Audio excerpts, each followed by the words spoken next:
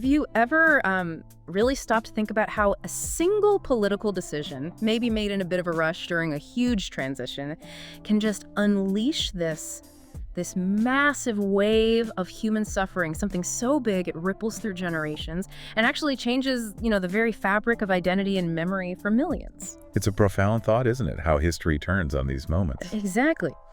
And today we're embarking on a deep dive into precisely such a moment. We're looking at one of the most, defining and traumatic events in South Asian history, the partition of British India in 1947. A moment that reshaped a subcontinent. It really did. And while, the geopolitical shifts, the drawing of new borders, that stuff often gets documented in the history book. Official narrative, yeah. Right. Our mission today is to move beyond those political lines. We really want to try and grasp the immense human cost, the raw emotional truths, and the powerful, often unheard voices that, they frequently get buried beneath those official histories. The personal stories. Yes. We're going to unpack the raw, personal stories of trauma, displacement, and also, remarkably, resilience. And to do this, we'll be drawing our insights from some really rich source material, specifically a book called Partition's Echo, Voices of Displacement and Resilience. A really powerful compilation. It is. It pulls together these emotional stories, firsthand testimonies from the survivors of 1947. So yeah, get ready for some truly profound and, I have to say, sometimes quite heartbreaking insight. It's necessary, though, to understand. Okay, so let's unpack the historical backdrop here a bit. We're talking about 1947, right? The edge of independence, the moment British colonial rule was finally ending. A long time coming. Absolutely. But alongside that freedom came this monumental decision, the demand for separate nationhood for Muslims, championed primarily by the All India Muslim League. Which ultimately led to the subcontinent being divided into two independent states, India and Pakistan. It was a moment just etched into the geopolitical landscape, wasn't it? With huge implications for the future of both nations. Huge. But as you said, the sheer, almost unimaginable scale of the human impact that often gets overshadowed by the politics of borders and treaties. So what was the real story on the ground? What did it actually mean for ordinary people? Well, you've hit on a critical point there. While this division was undeniably politically driven, a really complex negotiation of power, territories, future governance, the human consequences were immediate. They were devastating. Truly catastrophic. Not just lines on a map, then. Not at all. It wasn't a neat surgical administrative split, carefully planned and executed. Far from it. It was a brutal, often incredibly violent tearing apart of communities. Communities that had coexisted, intermingled, built lives together for centuries. It's hard to imagine. Try to picture it. Your neighborhood, your town, maybe your entire world, suddenly just bisected by an invisible line.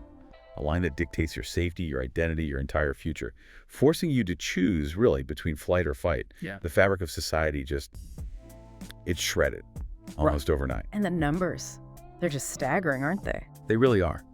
The human cost of this cataclysmic event is, it's essential to try and immerse ourselves in these numbers just to begin to grasp the magnitude. Over 15 million people. 15 million? Yeah, forcibly displaced from their ancestral homes, becoming refugees overnight in what was, just days before, their homeland. Think about that for a second. 15 million individuals, each with a name, a family, a history, a whole lifetime of memories tied to a specific place, suddenly uprooted. It's not just moving house. No. This was severing entire lives, lineages, deep-seated connections to their ancestral lands. Whole villages just emptied out. Towns became ghost towns. Bustling cities saw their populations radically reshaped almost instantly. And the source material, Partition's Echo, it paints that picture. Vividly. It describes desperate families piling onto these incredibly overcrowded trains or walking for days, sometimes weeks, often with nothing. Literally nothing. The clothes on their backs and just sheer terror in their hearts. And alongside the displacement, the violence. Yes. An estimated 1 to 2 million deaths occurred due to widespread communal violence. Violence that just erupted during these mass migrations. 1 to 2 million. And it's crucial to emphasize that's seen as a conservative estimate.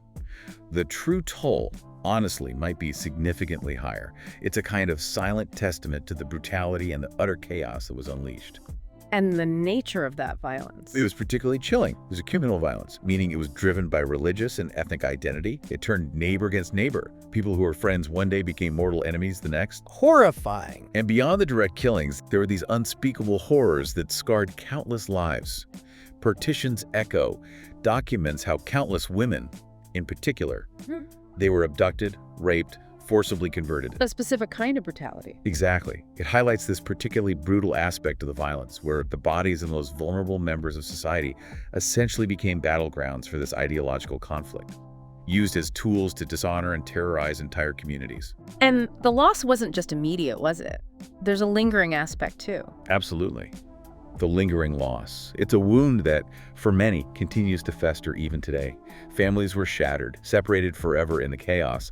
Even decades later, as the sources reveal, some individuals are still living with the unknown fate of loved ones. Not knowing. Clinging to faint hopes that maybe somehow their lost family members might still be alive, or just enduring this ongoing unresolved grief that actually transcends generations. Imagine living with that constant ache of not knowing.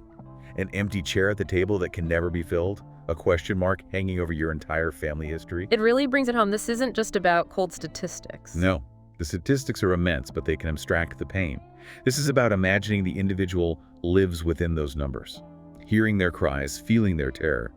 What would it truly mean for you, for any of us, to lose everything, your home, your community, your identity, maybe your family, in just a matter of days or weeks? That really is the starting point, isn't it, for getting into the emotional landscape? It has to be. That sense of unresolved grief, the sheer monumental loss, it really underscores the profound personal impact, the true story living in people's experiences, and that, I imagine, is where Partition's echo really comes alive. Beyond the figures, what about those personal testimonies? From people who were often just children or young adults in 1947, what struck you most there?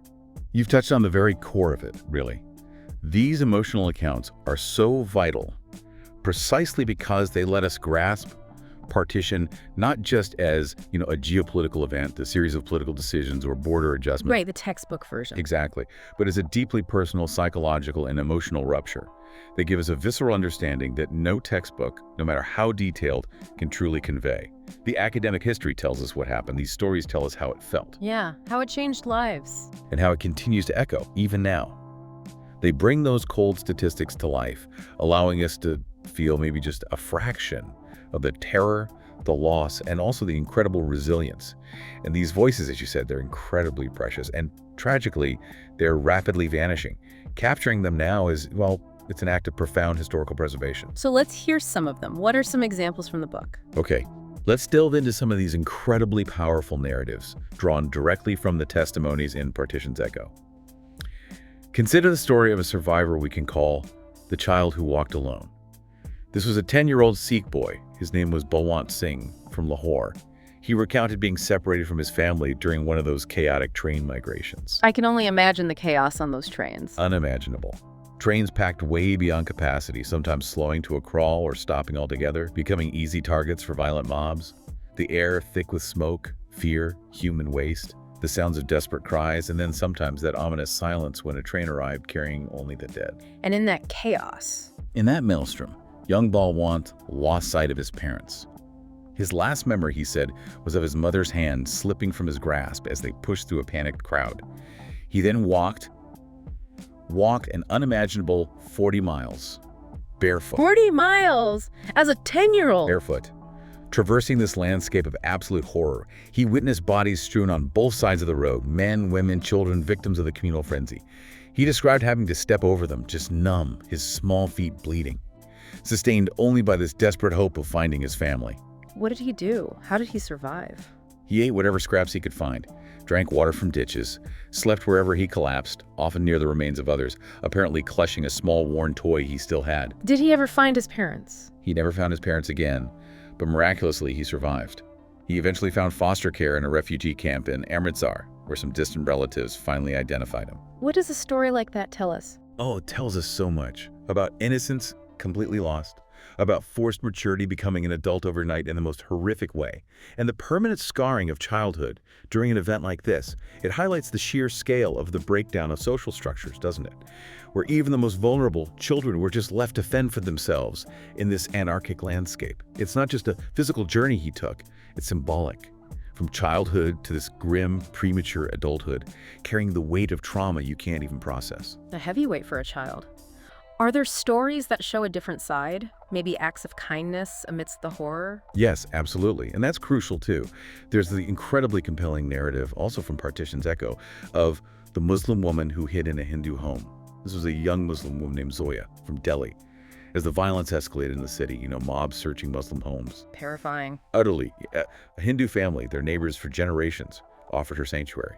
They hid her for 3 months, in a small hidden room within their own home, risking their own lives, of course, if she were discovered. The courage that must have taken. Immense. Imagine the constant tension, the whispered conversations, the fear every time someone knocked on the door. Zoya recounted how the Hindu mother would sneak her food, whisper words of comfort, share stories just to keep her spirits up, even while her own family lived in constant terror. An act of profound humanity. Exactly. Amidst a time when religious identity was being weaponized, used to justify unspeakable violence. This family made a powerful choice for compassion over hatred.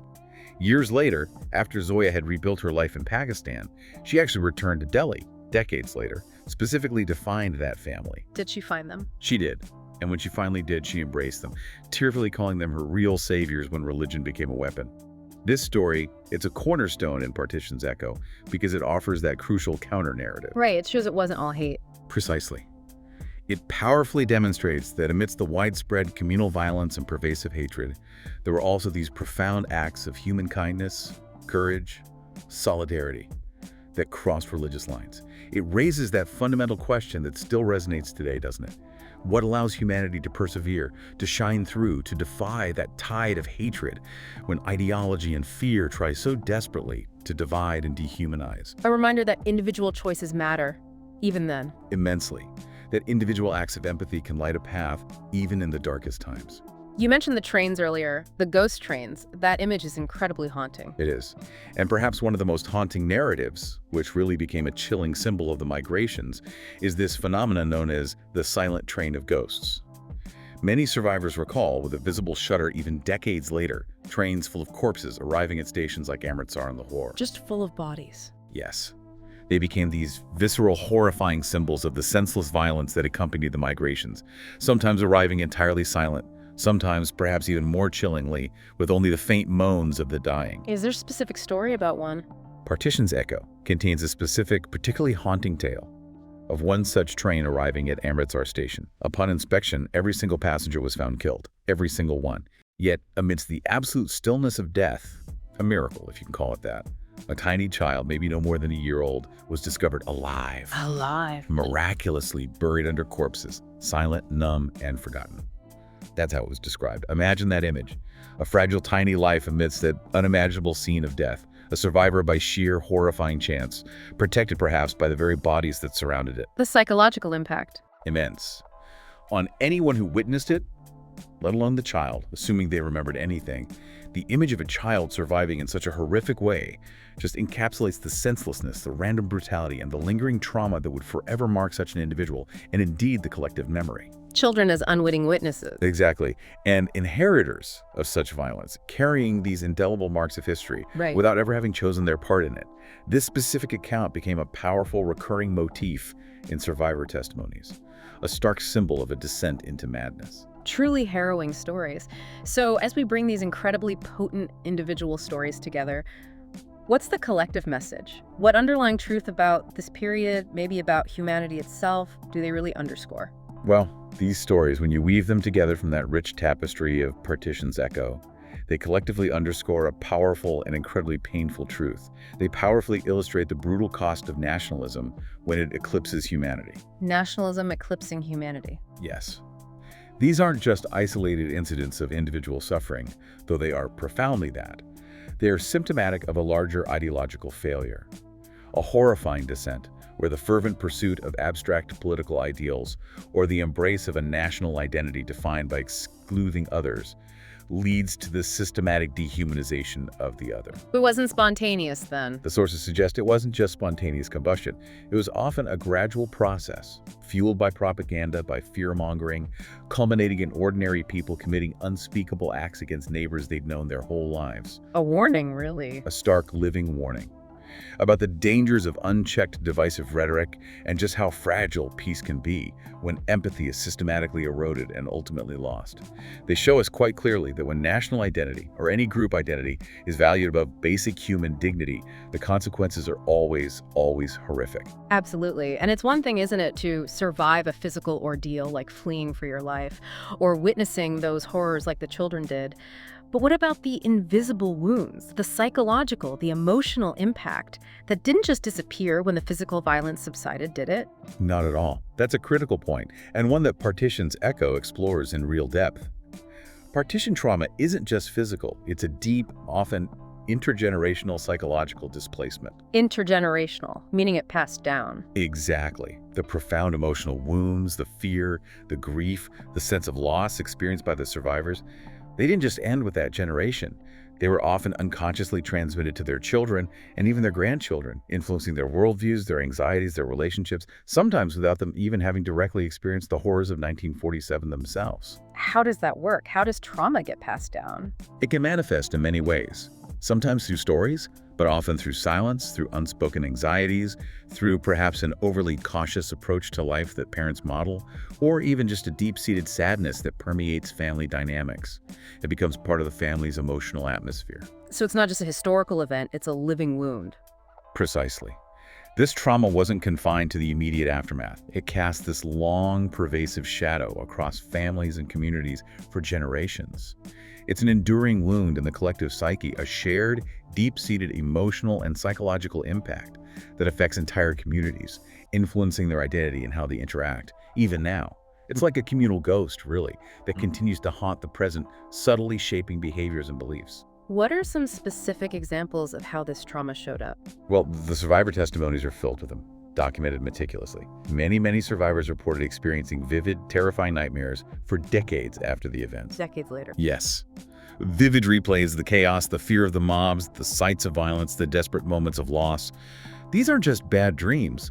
They're a clear sign of the deep, unresolved nature of their trauma, a subconscious re-engagement with the horrors.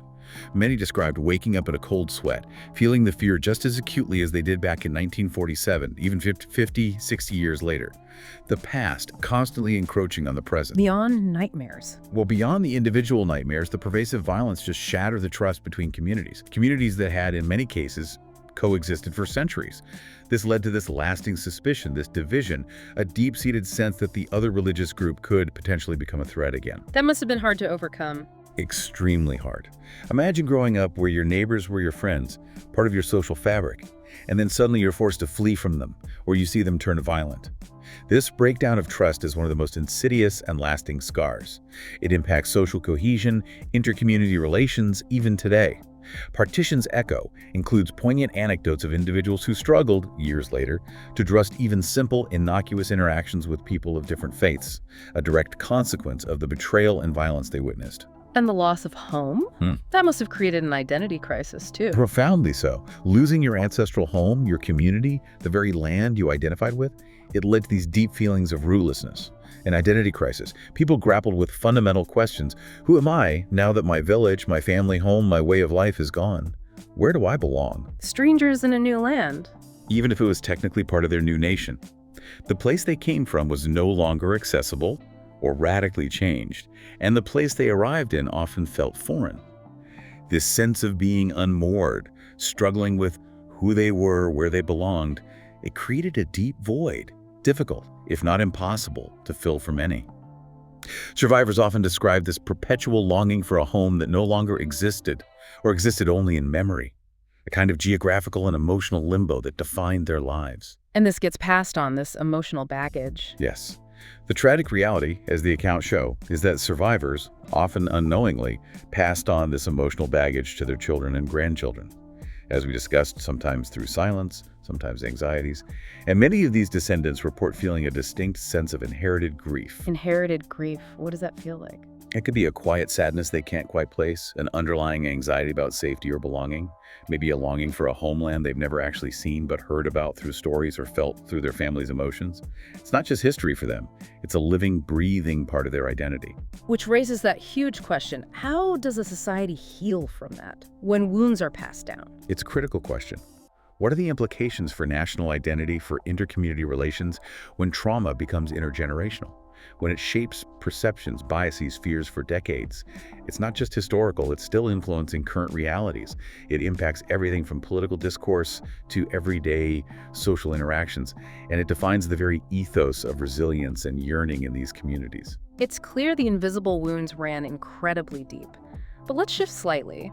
Beyond the violence and the psychological scars, there was the sheer, mind-boggling logistical chaos of the displacement itself.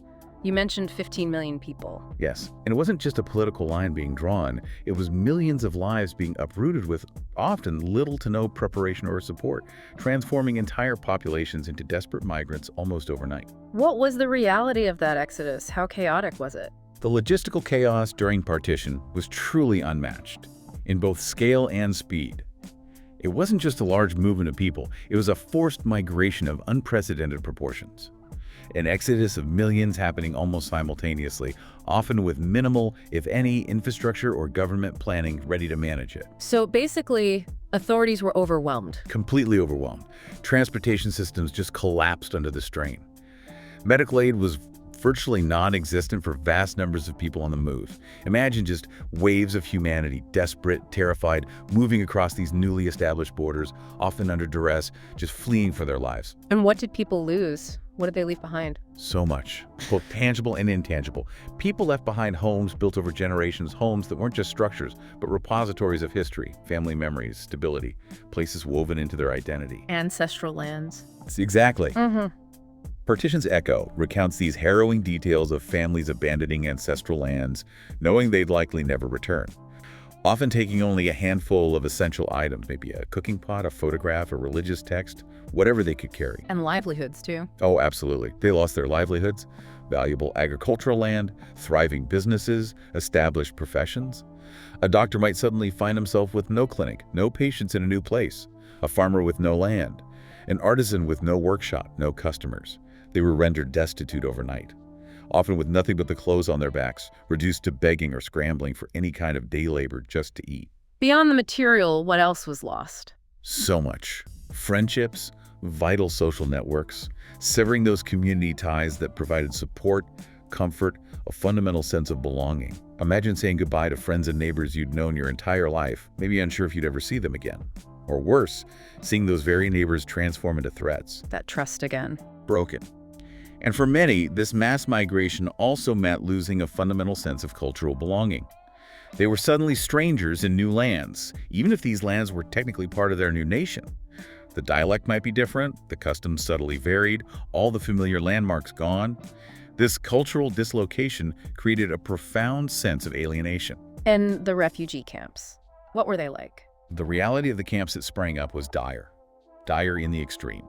They were often hastily erected, maybe in open fields or abandoned buildings, established with minimal resources, tragically lacking basic necessities like clean water, sanitation, sufficient food. People lived there for a long time. Not just days or weeks. Many lived in these makeshift shelters, tents often, for years, facing prolonged hardship. The accounts in Partition's Echo describe the squalor, the desperate queues for rations, the pervasive smell of sickness and despair. Disease must have been rampant. Absolutely. Widespread hunger and disease, cholera, dysentery, smallpox were rampant. They further decimated the already vulnerable population, hitting children and the elderly the hardest, and there was this pervasive loss of dignity. How so? Well, individuals who once had established lives, maybe some status, independence, they were reduced to relying on charity, focusing purely on basic survival, stripped of their agency, forced to endure conditions that would break almost anyone.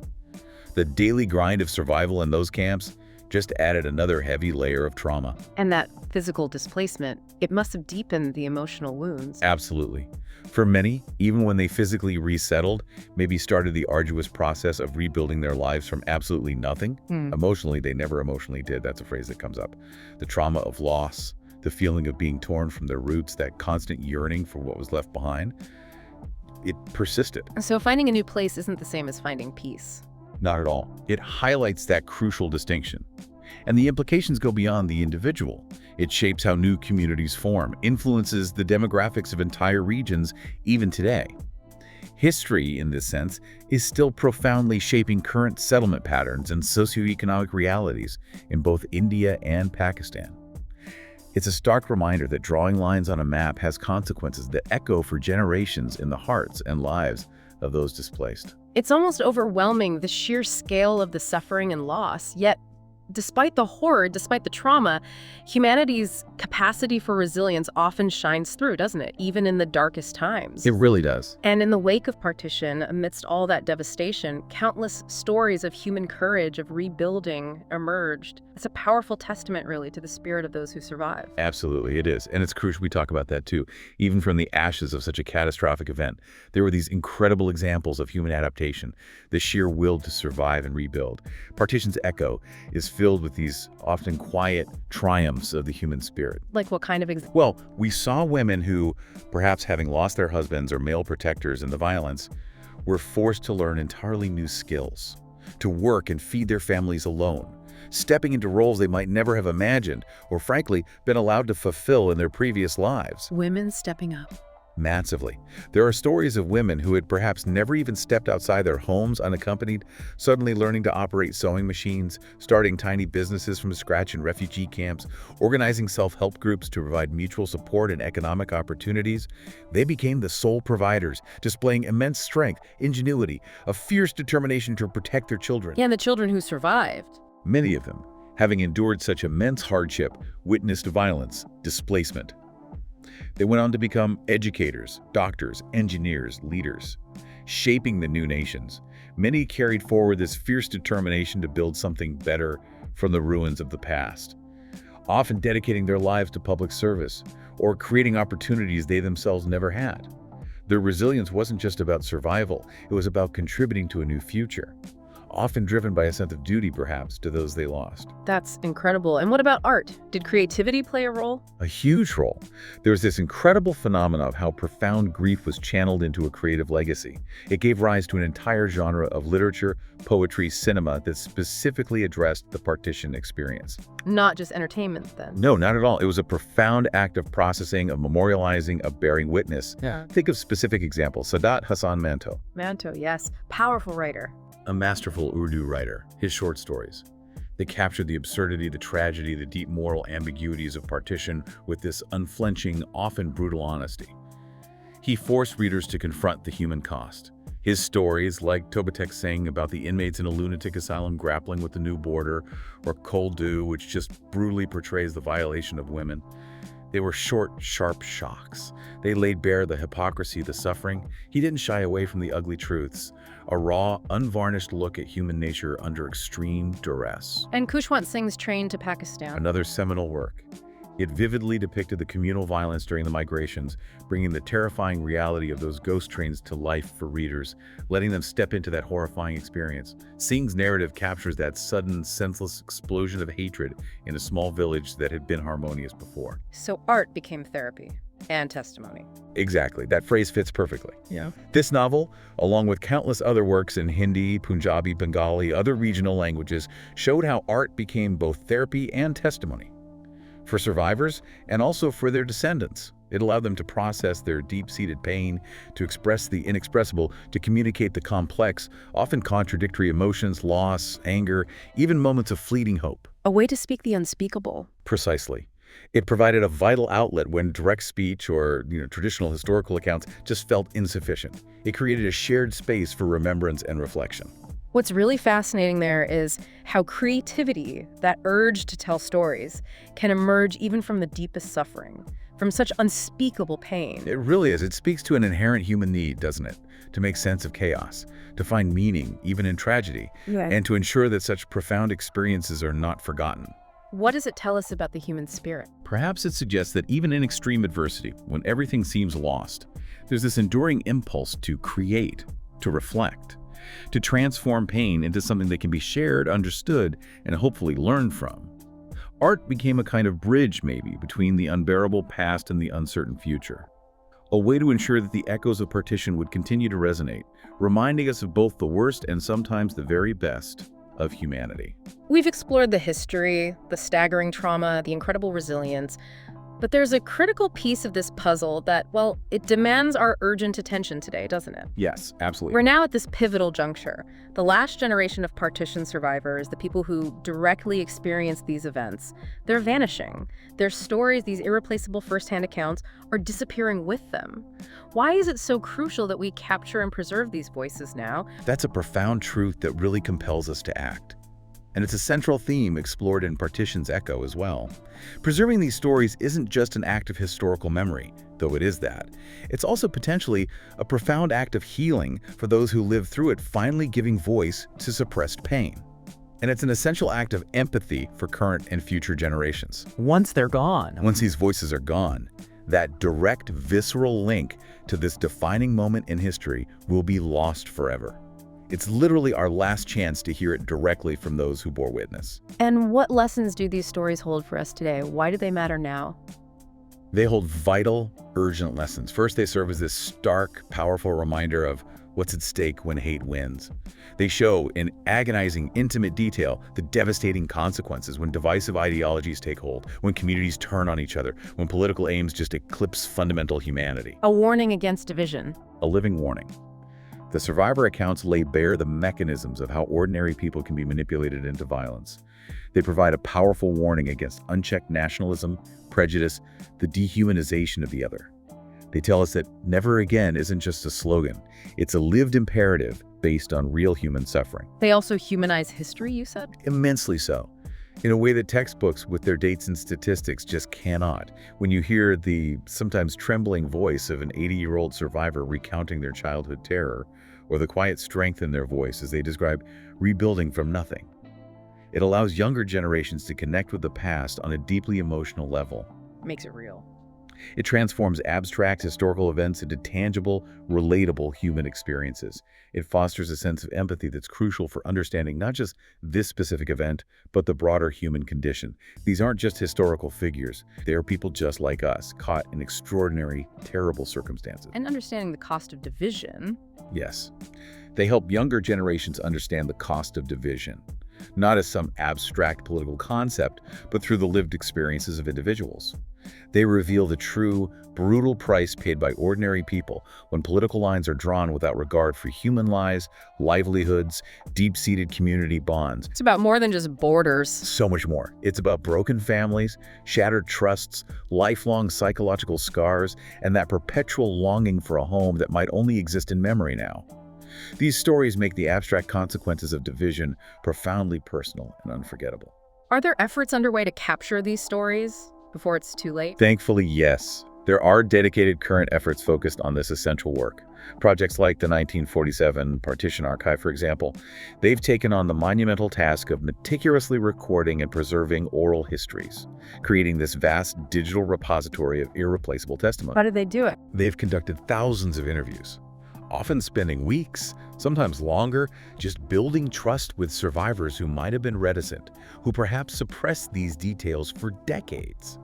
Slowly, sometimes painfully, helping them recount their experiences. That must be incredibly difficult work. Incredibly difficult, but so important. These oral history initiatives, various documentaries as well, they're bringing these powerful narratives to life, ensuring they reach a wider audience, ensuring they're not forgotten, creating a living bridge to the past. Which really brings us back to that question of responsibility. It does. It raises an important question for all of us, really, for every listener. How do we ensure that these invaluable lessons are not lost with the passing of this last generation? What is our collective responsibility to ensure that such a profound historical trauma is remembered, understood, and learned from? It's about more than just remembering, isn't it? It's about building empathy across divides, recognizing the shared humanity that transcends any artificial borders. And it's about actively working to prevent history, with its painful lessons, from ever repeating itself. Not just in South Asia, but anywhere in the world where division threatens to eclipse humanity. It's an ongoing task. It demands constant vigilance and a real commitment to listening, truly listening to those who endure the unimaginable. Our deep dive today really reveals that the partition of India and Pakistan, It's far more than just a political border drawn on a map, isn't it? It's this vast, deeply etched wound, still festering perhaps in the subconscious of millions, a defining trauma that continues to shape identities, relationships, the very fabric of society across the subcontinent. It really is. History living in the present. And it's a powerful testament, too, to the fact that history isn't just about dates and figures, it's about the lives of ordinary people. People caught in extraordinary circumstances, enduring immense suffering, and yet somehow demonstrating incredible resilience. And by listening to these deeply human stories, by allowing ourselves to really feel the weight of their experiences, to understand the echoes of 1947, we honor not only the millions of victims who perished in the chaos, but also the countless survivors who showed just unmatched courage and resilience in the face of horror we can barely imagine. Their narratives are a profound legacy. So we remember. We must remember, but not just to mourn.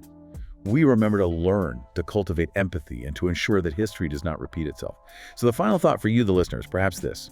What lessons from these vanishing voices, these echoes of partition, will you carry forward into your understanding of the world today?